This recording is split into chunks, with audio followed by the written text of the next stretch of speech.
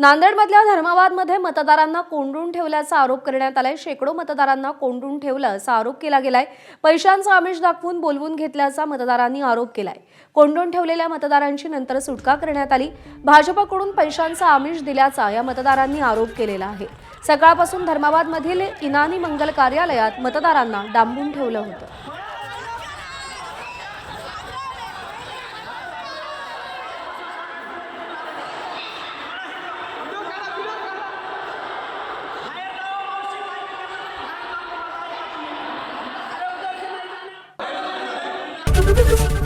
ABP माझा, उघडा डोळे बघा नीट।